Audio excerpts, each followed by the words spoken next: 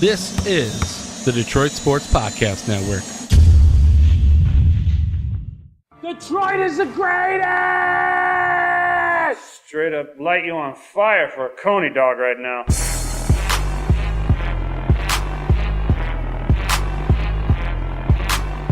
Darren McCarty comes back to Nima in front of him. McCarty draws. McCarty in. McCarty scores! A magnificent goal! Darren McCarty!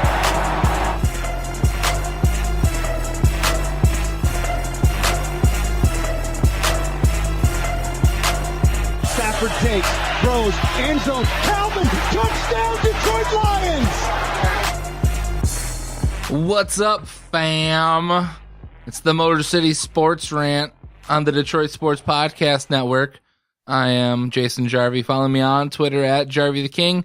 And with me, as always, is my my buddy, John the Doc Macaroon, eating his McDonald's muffin slowly. How's it going, John? Row the boat, Jarvie. What's going on, brother? Row the boat. Game day going to Western. It's very Eastern interesting. Michigan is bowl eligible. It's very interesting to know that the college football is abuzz with what's going on with Western Michigan and what the heck happened to Michigan over the weekend. My goodness. I'm now, just going to sit here and gloat a little bit because it's always nice to see the Wolverines lose. I know. No doubt about it. I know there are some people who if you're a Michigan State fan and they say, why are you gloating? If your team loses and then you get happy over a Michigan loss, there's no point in that. But no, if Michigan State would have lost to Rutgers and Michigan still would have lost, I would have been happy because this is an undefeated Michigan team. And we're going to talk about college football a little bit later in the second half of the podcast. But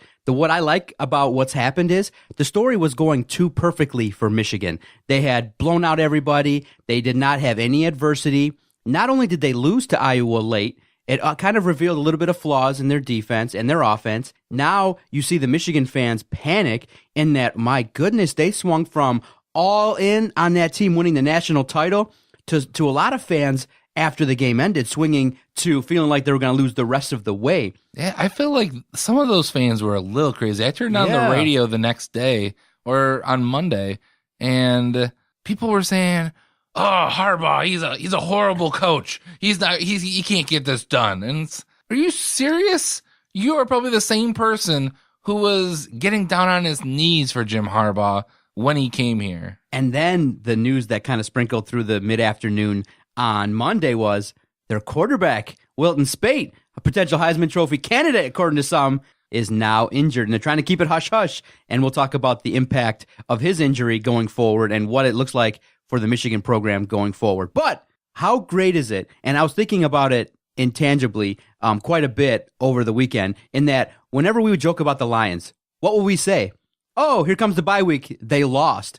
Most people would joke around and say that you can't lose on the bye week. But this year, the Lions on the bye week actually moved up in the standings. And for once, some good news came out of the NFL bye weekend. The NFC North, my goodness. They're falling apart, and the Vikings just keep on with their free fall. The Packers get blown out by the Titans. I'm sure the Bears are lost too because the Bears suck. And whoever thought that Jay Cutler was going to be good again, you're wrong, to say it quite simply. And the Lions, they stand packed. They're 5-4, and they are now atop of the NFC North. If the season ended right now, we would be in the playoffs. Hey, that's unbelievable! That is unbelievable, Matthew Stafford. And it's kind of crazy. And even though I don't like Jim Caldwell, and I think he's the wrong coach for this team, I don't think he's going to get us to a Super Bowl victory. But I think his mentality right now and for this team is the right mentality because we're now looking at a team that controls its own destiny. If they go out and finish business, then they're going to be in the playoffs at the end of the year.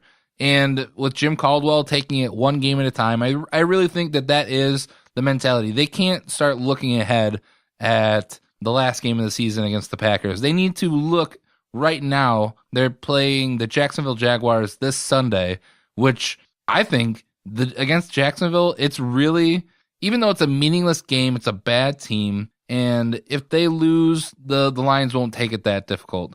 But I think for the fans and for everybody's expectations of this team, this is really a must-win game. No, you can't say that because, Jason, when you look at the Lions, we said we were going to go game by game. And right now they're sitting at 5-4. And when we talked about, and when some talked about how the record was going to shape up, a lot of people had this team going 8 to 10 wins, not only because of how they were going to play, but because their schedule is not that challenging. Have you seen how they played at home? I have, but I think this is a must-win game because one of my biggest detractors of this team in those first 5 games when they went 1-4 is that they were playing less than teams, and they got beat by the Titans, by the Bears. Those are games that they should have won. And now you're going up against another team that they don't have a winning record. For all rights and purposes, you should be winning this game. If you go out and you lose against the Jacksonville Jaguars, you lose all the faith that you've built up from this season. But see, I could also say that they could have a hiccup in this game.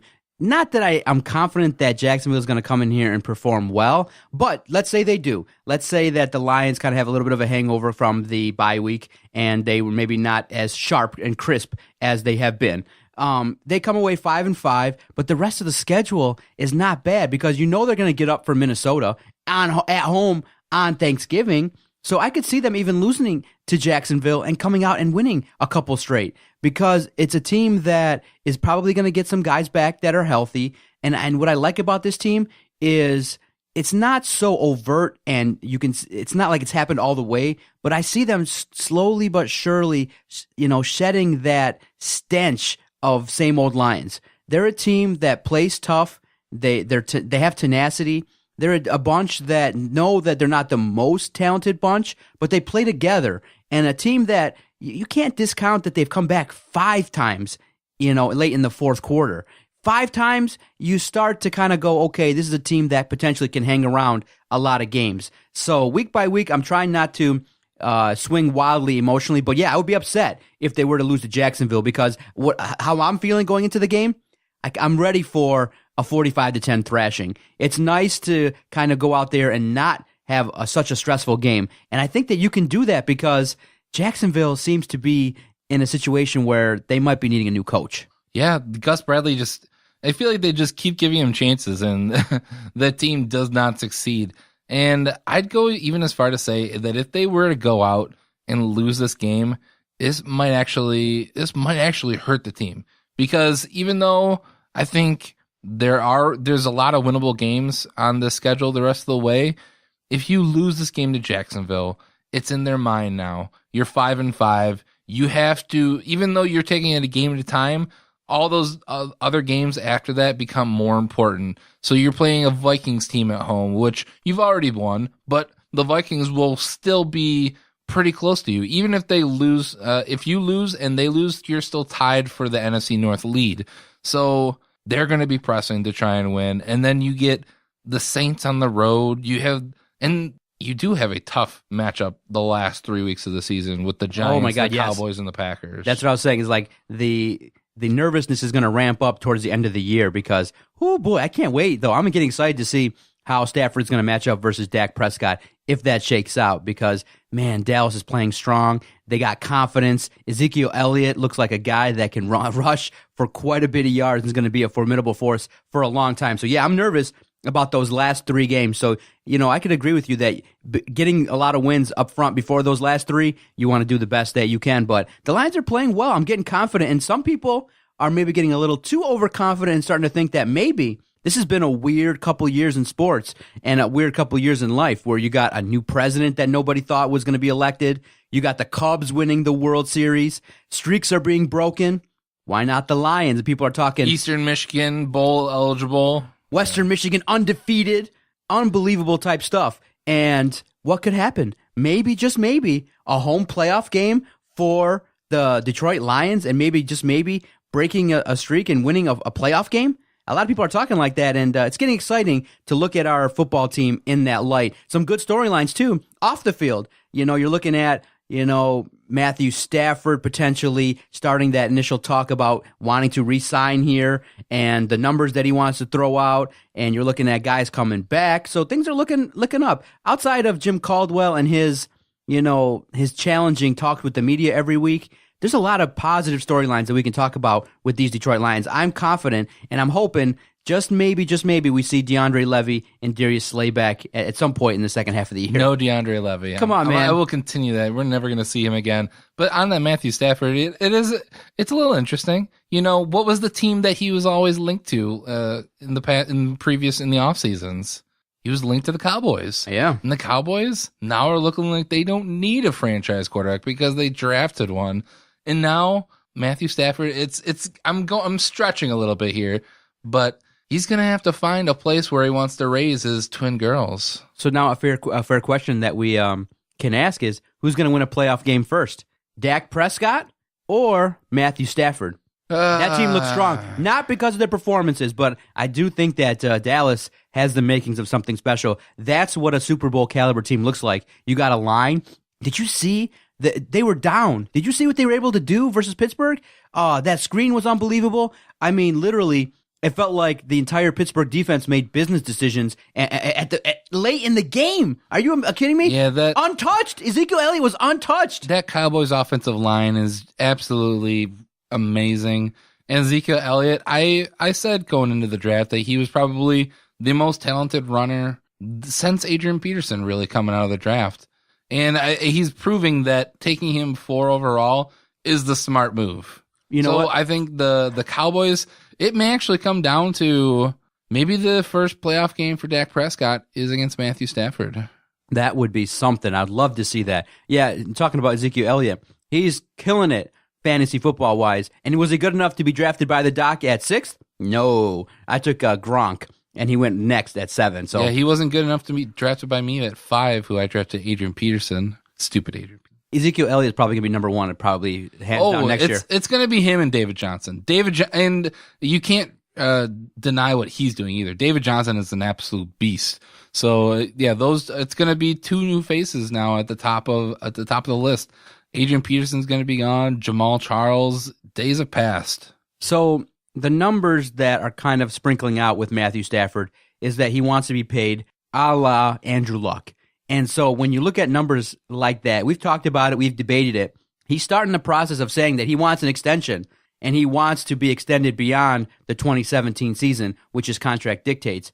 I'm along the lines of saying, okay, you can want whatever you want. I understand that, but we need to see what happens the rest of the way this year. And I think Bob Quinn's smart enough to realize that I don't think he's going to go forward in 2017 without a solid understanding of where he's going to go. And this year is going to be very important to dictate whether he's going to make $25 million per, but that's going to be a big chunk. And like I said, what's going to happen is when you pay a guy that much money, $25 million plus, the number 1 paid guy maybe in the history of the NFL, that comes with a lot of solid expectations. And he just has to show a little bit more going forward the rest of the way, the second half, and in crunch time. If he does that, if he gets 1 playoff win this year, Jarvie, he's going to be paid $25 million per. It's going to be inked this offseason. So, I mean, I know we have debated it, and I said that, weeks ago that I would have given the deal right now to Matthew Stafford.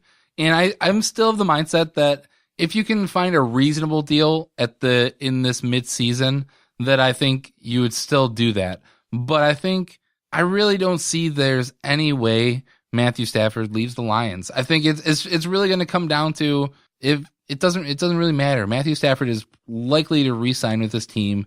I think if he were to leave, that would be a gigantic shock. But I guess you can't really say anything. I mean, so many crazy things have happened. Like you said, in the sports world, with the Cubs winning, everyone thought that Hillary Clinton was a shoo-in to win the presidency. But look what happened.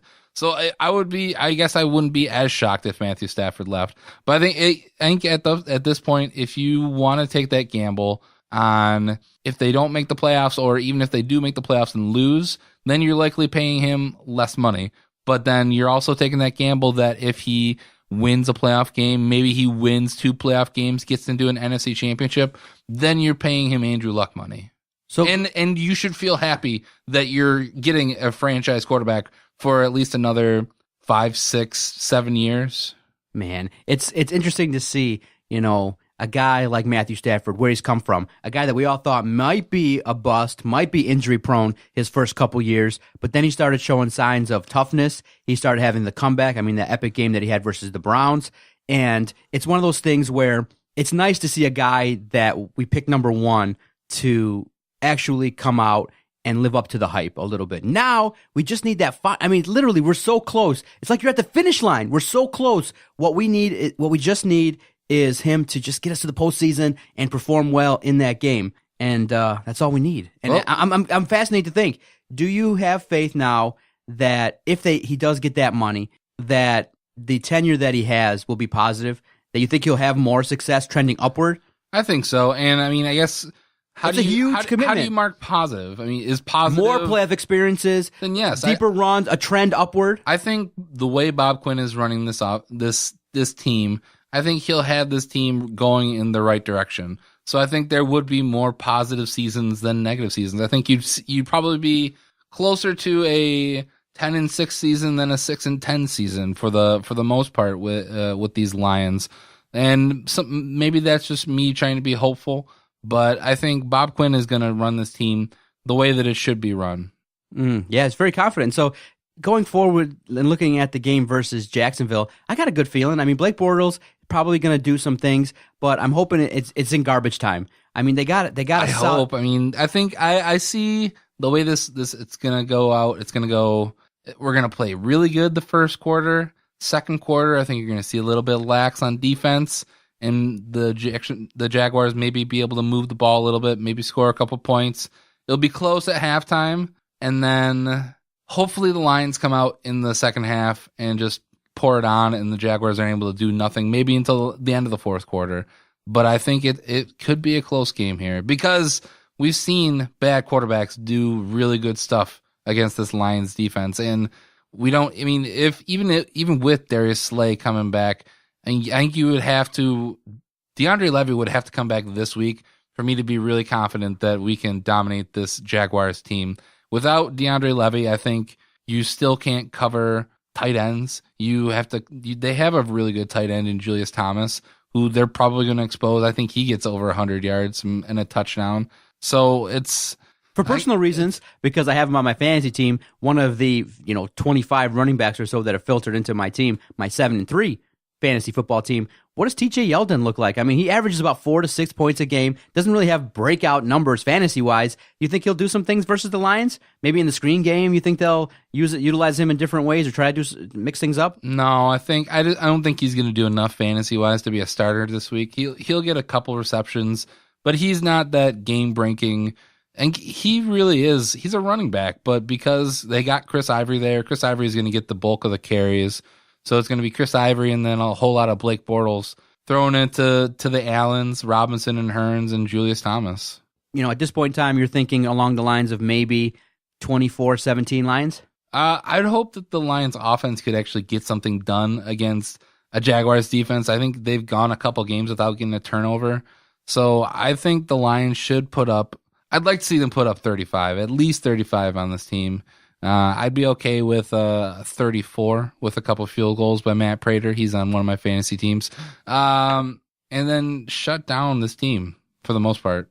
And so do you see this trend continuing with the NFC North and the teams in it? Right now, the Lions look like they're playing the best.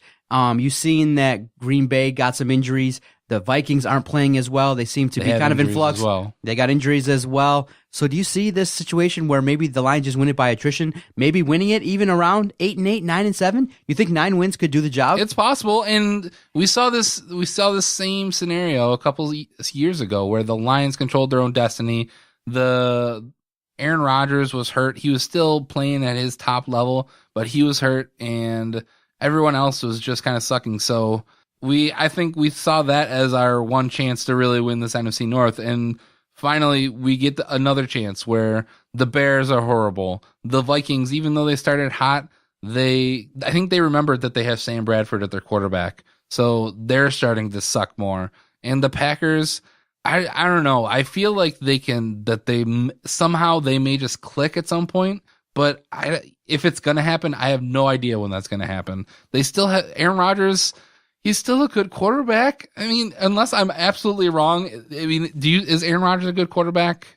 He is a good quarterback that is probably a little bit playing with lack of confidence and realizing that his line is not as good as it was before. His throws are not as accurate as they were. And it looks like a team that potentially, and the talk has been swirling this entire year, that probably if a new management came in, probably would reinvigorate that team and reinvigorate Aaron Rodgers. It just seems like, at some point with a coach and in any situation, you reach the end of the line. And I think it's time for a new change at head coach with the Packers. I mean, Aaron Rodgers was an elite quarterback from when he started to the last year, essentially. And now it doesn't make a whole lot of sense. They still have some weapons on offense, and they've gotten it done without running backs before, but I don't know.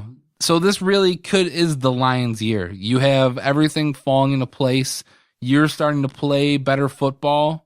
If you're going to win the NFC North, do it. And I think we'd throw a parade if we won the NFC North division. It would be great, man. It's looking good because the teams aren't playing that well. The great thing is that the teams that we play next now in the division, all three are coming to Ford Field. So I think that's a really great opportunity for the fans to get into the games. Three divisional opponents all at home.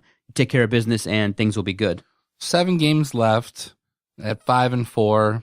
I think what?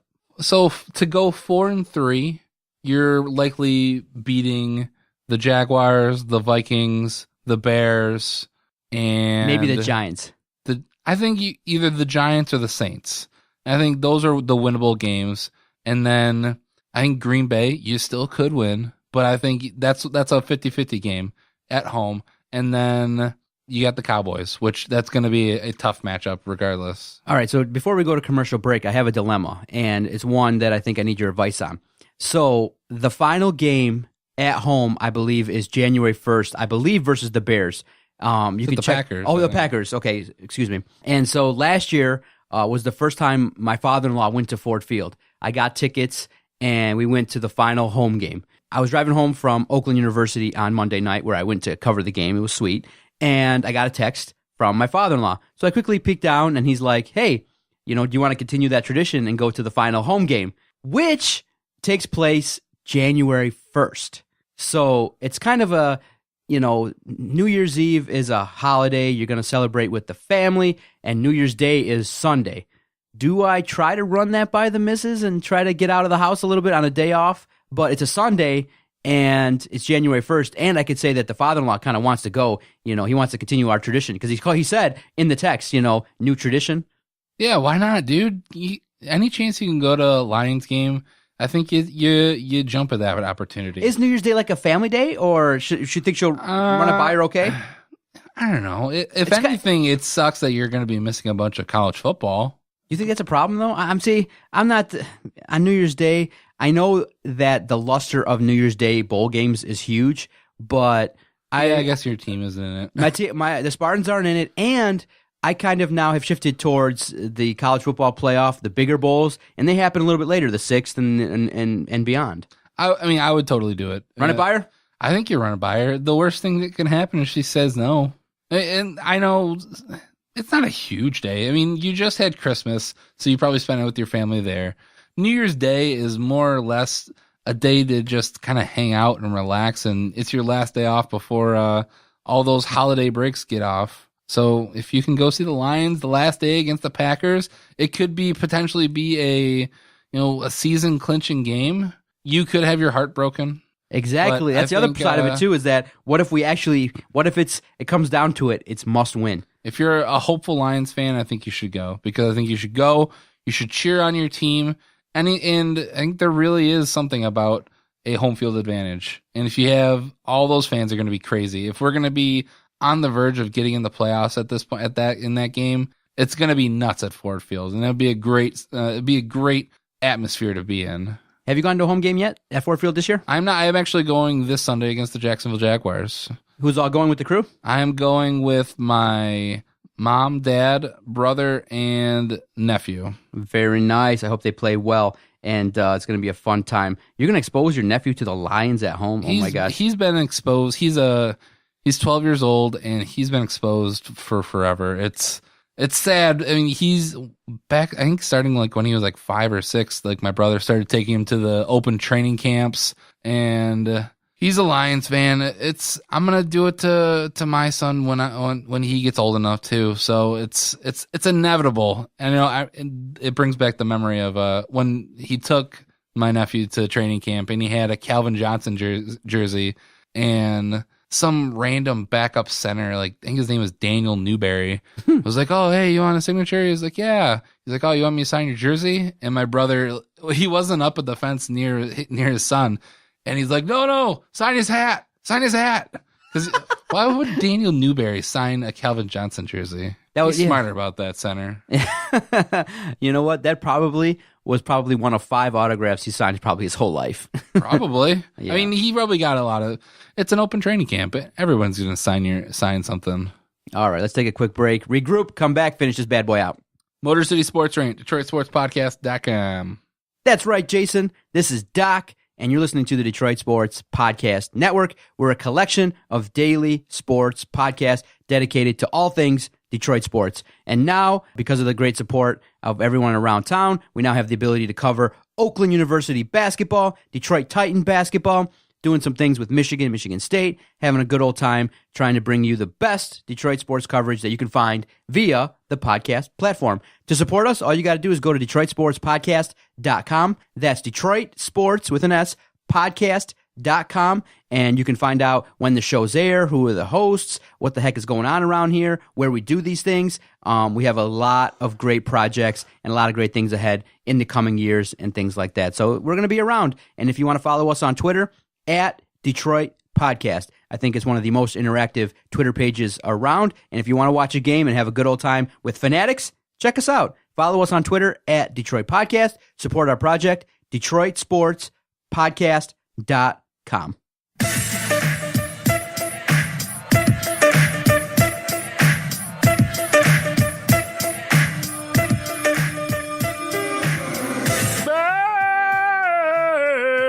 You need to get some new music, John, man. I like We've this. had this a couple times now. See, the reason why I like it is it has a little bit of an upbeat sound. It's quick, and it's easy to find on the playlist. And what I'll have you do then is this week, instead of telling me what I need to do, shoot me a couple bumpers on our system here so I can punch it up within 5 seconds like I just did. Fine. Make me do all the work, man. Listen, you're not going to bring down my shine, man. I'm the host, producer, reporter extraordinaire, giving myself all these new titles, and the executive producer of Vito's podcast. I added a new titles to his show. I'm like, listen, I don't want to be known as the host when we're as your co-host when we're out in public. And did I tell you that story? No. We're covering the Titan games, and Vito is such a good dude, man. He's well known, and even at the Oakland game, I was kind of talking to a producer from Fox 2, a guy that I made a contact with, and I'm like, yeah, I work with this guy, and I said, Vito does our baseball podcast. Oh, Vito, I know Vito. I'm like, yeah, Vito knows everybody. So we're at the Titan game, and we get there, we sit down. All of a sudden, 8 people come up. Hey, Vito, hey, Vito, hey, Vito. You know, like Perry Farrell, other reporters, and the SID, the athletic director, the coach. Everyone's like, hey, Vito, hey, Vito. And, he's nice. He's polite. He's like, look, this is my co-host, John Macaron of the Tiger Stock podcast. So I'm like polite and nice, shake everyone's hand, meet everybody. And I look to him, I go, I'm the co-host when we're on the VIPs. And he started laughing, and he goes, he was trying to be polite. But I'm like, I'm the co-host when I'm the one that kind of started this thing. We laughed. I'm not like that at all. We just, something to, we, as guys, we make fun of each other all the time. I think you want to say something to Vito right now. I am not your co-host. I think you want to say something that I've said to him before. No, I don't say those kind of things. Vito's the man. And you want to say, suck it, Vito. I'm your executive producer. That's why I gave myself a new title. So I tweeted about it, too. It was quite funny. But yes, the reason why I'm so jovial is on a day like this is when Michigan loses and some of the storylines that are coming out of Ann Arbor aren't so great. It makes me feel very happy as a Sparty. I love watching Michigan lose, and you can hate me for that. It's the way it should be. If you're a Michigan fan, you should like when Michigan State loses. You should be reveling in our 3-7 season and our misfortune. I am going to revel in your loss as well. So just deal with it. Deal with the next 15 minutes of us talking about that. You guys lost to the Iowa Hawkeyes. This is a team what was the line? Weren't they like favored by at least 21.5? But everybody that was in the know was talking that they felt like it was going to be a close game, a night game. Iowa plays Michigan tough. They've won the last couple games versus Michigan. So now conversely though, you look at the Iowa Hawkeyes, even though they were 5-4 at the time, I felt like they were a fraud. Because they were winning, they won close games, they weren't blowing out bad teams, and they had some pretty bad losses too. They lost to North Dakota State. North Dakota State trolled Michigan. Did you see that? Mm-hmm. Where they said, "Oh, we were in the Michigan and North Dakota State were both in the pink locker rooms. Only one of us went away with a win." Dude, Adam ripped me because I thought I was going to be a lot better than they were this year.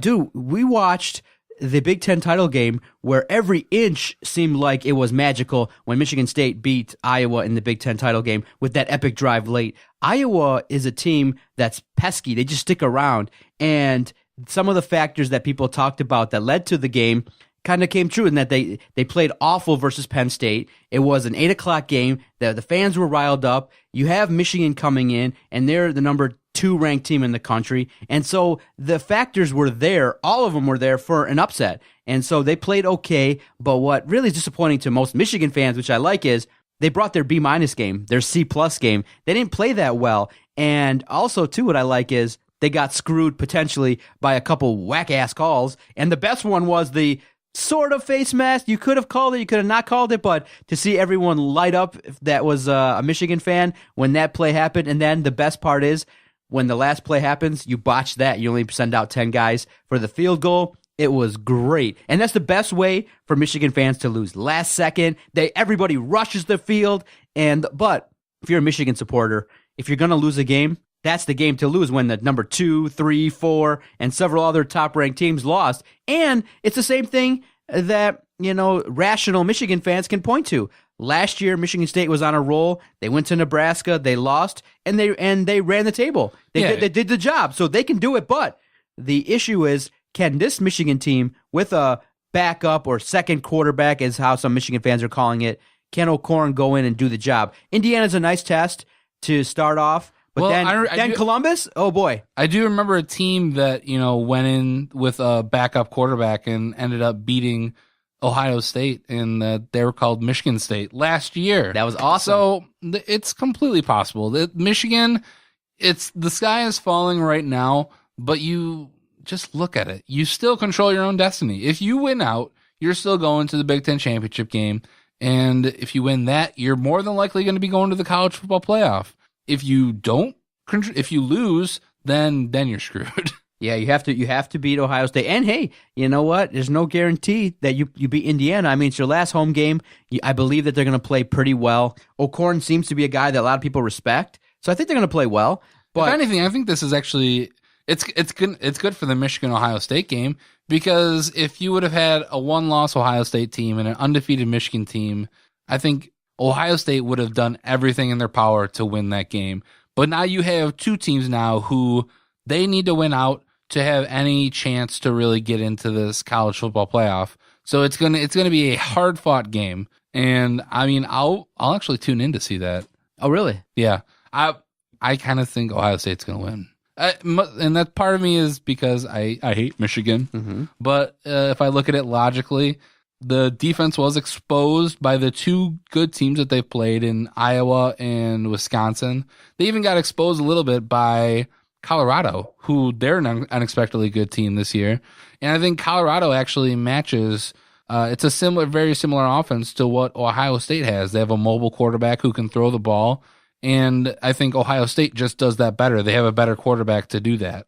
Now I got a question for you, and it kind of broadens it out a little bit regarding Michigan, what they did versus what Michigan State and some other teams are doing. And actually, Coach Greg Kampe from Oakland University was asked that same question because as a university, as a basketball program, in the past, they set up a schedule that was super tough. On the sheet that they gave us, the teams that they've played in the past, the likes of Michigan State, the likes of Cal, the likes of, some great teams like UCLA, they played some solid teams. But this year, the schedule is a little bit lighter, and they're playing a lot at home. And so the same thing's kind of now set up with Michigan in that in the first 5-6 weeks, they've set up a schedule that's just been pretty light. Whereas Michigan State in the past, you had a series versus Oregon the last couple years. You've had series versus teams that are a little bit better. You played a Western Michigan to open a season before in the past. And so do you think that what Michigan's doing to prepare going forward is actually the right thing to do? Coach Campy was asked it, and he was like, listen, we're going to evaluate after the year to see if we actually got better as this year progresses. I just think that, in my opinion, Michigan is setting up a schedule in a way that's not actually going to help them going forward because, listen, in college football, you can get away with one loss, and I'd rather have that loss be to a team like a Texas or be to a team like an Ole Miss. Play a team, one team. Listen, I'm not asking you to go out there and line it up with 4 SEC teams in your non-conference schedule. I'm asking you just to go out there, make a schedule that's a little bit more competitive in the non-conference, and I think Michigan in the last couple of years might, and maybe going forward, might be hurt by this cupcake schedule that they're setting up, whereas now you face your first test of the season in 2016 on the road versus Iowa, you come up short. And I think had they been tested maybe versus a real team, maybe play Eastern or versus another Michigan team that's solid, I would have no problem if Michigan faced Western going forward if Flex stays there.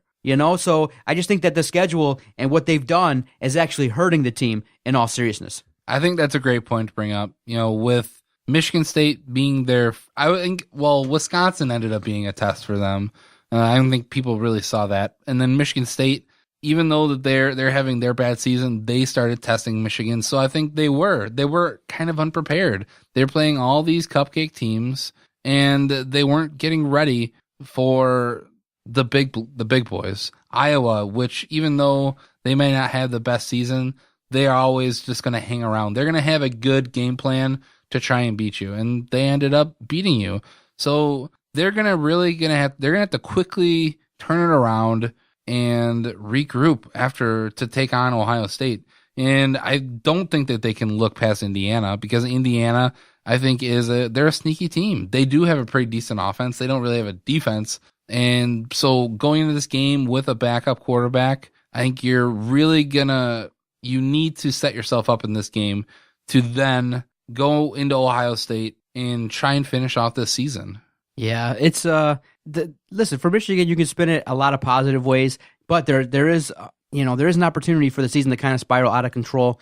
Do you think the expectation is that they still can beat Ohio State? Because it's tough. I know that you can say that Ohio State isn't playing that well. Some of the playmakers aren't as consistent, and you could look at some of the things that were done that Penn State did, but I'm quite surprised that Penn State has kind of come up the ranks and done some things, and they're, a top 15 team right now. So the Big Ten is shaping up to be a solid conference to play in, but I think Michigan just needs one or two more players on that defensive end, on the defensive side, to really do some things. They have to get home they have to, get to JT Barrett. They're going to have to limit his big plays, and they're going to have to do some things. They're going to have to make plays on the offensive side. I'd say that they actually need more help on the offensive side, especially with no Spite. If you're not going to have him for the rest of the season, you're going to really have to solidify the running game. And I think they've gotten away with throwing every single running back they have at teams, and that just works. They need to have that solid rusher.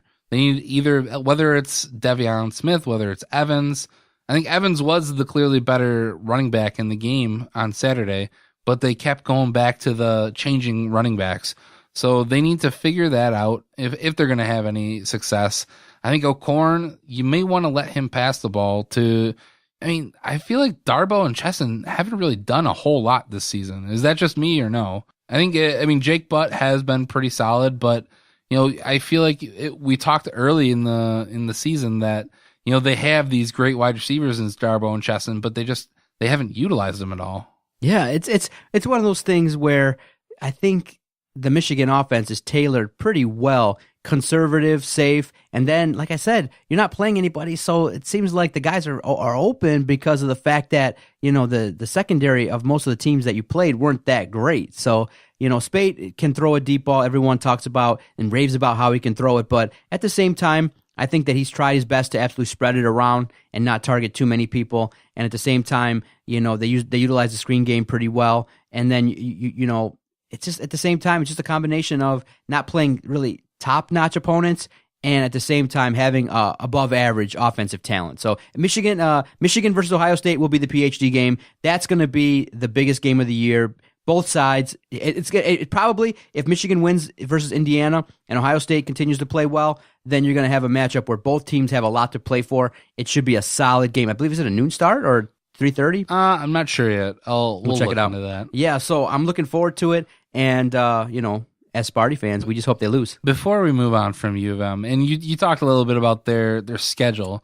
I just took a peek at their 2017 schedule, and with all the players that they're going to be losing this year, I'd be a little worried if I was a Michigan fan, because you open up the season against Florida in Arlington at the Jerry World, and then you get Cincinnati at home, and then you get Air Force at home. Now, that's a pretty solid. That's actually a really good non-conference schedule. You didn't schedule a MAC team, and I think if anything, that's going to be scary. Mm-hmm. It's you're playing an SEC team, and then you're playing two other solid opponents. So there you go. But with Michigan, Jim Harbaugh, and we're trying to avoid it, has that feel of a big time coach that can do a lot of different things with a lot of. Even I don't see him having a 3-7 type season with the Michigan program. No, I don't. Or at least you don't think so. I don't think so. I think the transition year, as you call it, is more along the lines of 8-4. I don't see him winning less than or losing less than 7 games probably in his tenure. Yeah, I think the least amount of wins, I think he's going to have 6 or 7. 6 or 7. So, hey, let's see what happens, how it shakes out. Hey, it's actually so interesting how the storylines in 2016 versus 2015 for both teams, Michigan State, are so eerily similar. Now, let's see if Michigan can get over the hump and do the job like Michigan State did. Let's see what happens. Yeah. Now, did you hear the story about what happened when Michigan State beat Rutgers, what they did at home? What? A little bit irritating. Not a lot. Not trying to be like a curmudgeon, but they celebrated like really loudly. They were hyping it up. It was kind of reported they were celebrating like they won a little bit more vigorously than like they did when they won, the Rose Bowl.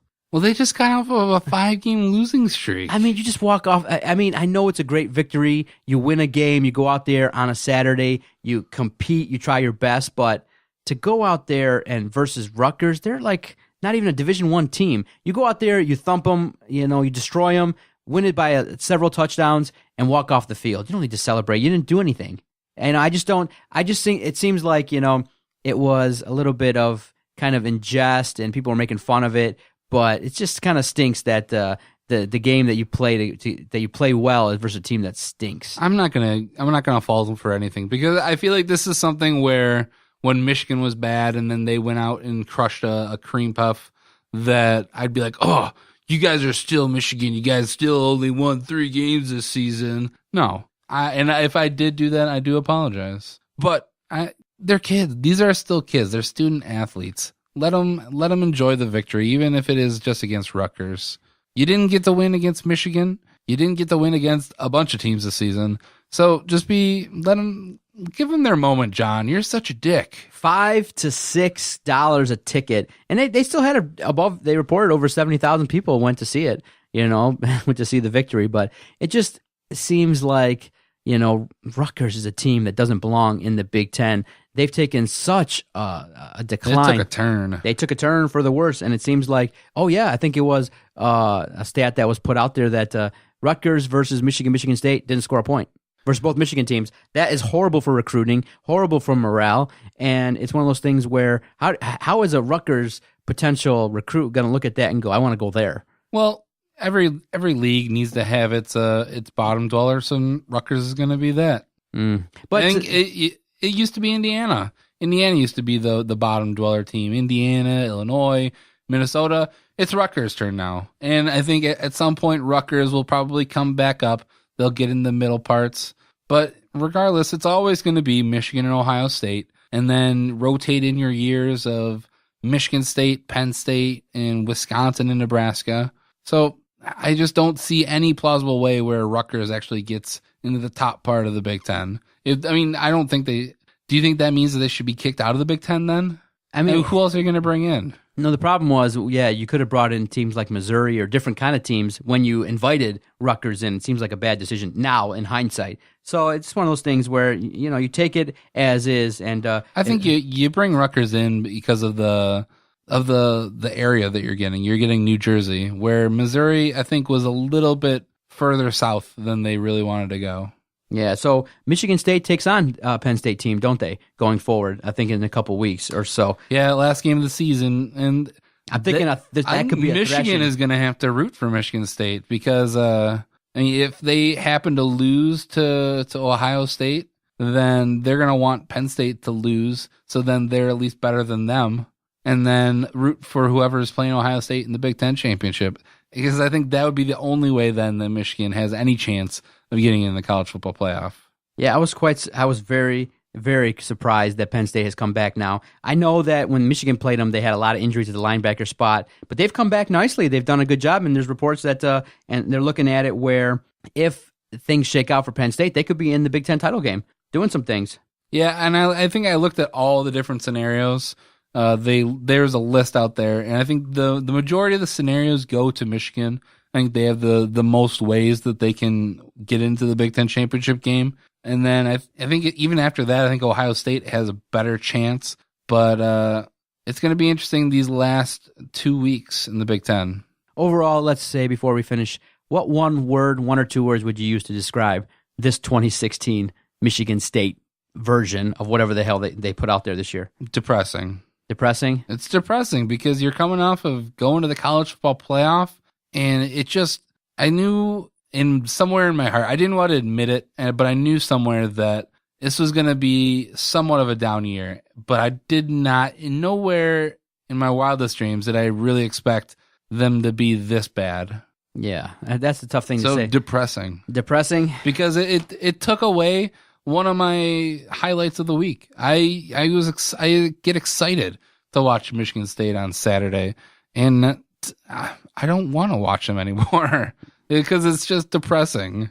Yeah, it's for you. Yeah, it's a great question. I asked, and I was thinking about it when you were talking, but I guess the best way to describe it would be devastating in a lot of ways because you had such momentum going forward. You had a chance to maybe not, meet big time goals, but you could have maybe shut up a lot of critics by following up a season like you had in 2015 with at least maybe an appearance in the Big Ten title game, maybe lose to a Penn State or a Wisconsin or somebody that's on the up and coming and do some things because it seemed like the talent was there, but maybe there were a lot of other factors like coaching and, outside of the program type stuff going on that just derailed the momentum. But in the end, when you don't have solid coaching, when the players don't progress and evolve as you thought throughout a year, and your leadership is as bad or is not as good as you thought it was going to be, then you have a situation where you're looking at a team that loses. 7 straight losses. It's just devastating. It stopped all the momentum. That's probably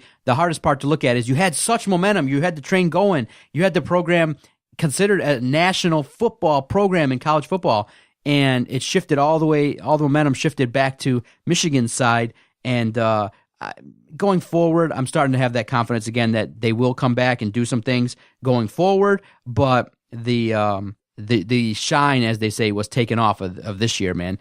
3 wins, and you're looking at probably some couple more games where you might get devastated or might get blown out. The only saving grace of this season is that the Lions are actually coming to compete.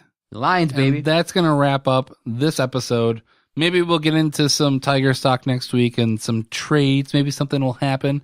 Maybe Justin Verlander will be heading out west. Maybe we'll talk about some Red Wings. Maybe we'll talk about the Pistons. They're 5-0 at home. Just beat the Thunder. But you'll have to wait until next week. For John Macaroon, I am Jason Jarvie. Later.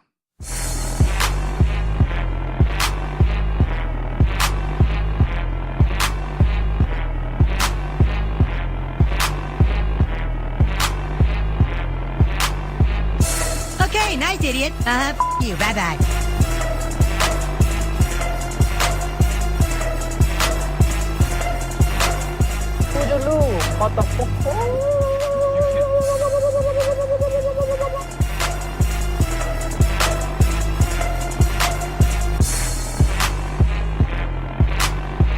Good day, sir.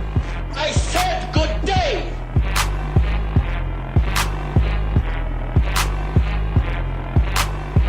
All right. Take care now. Bye-bye then. Loser.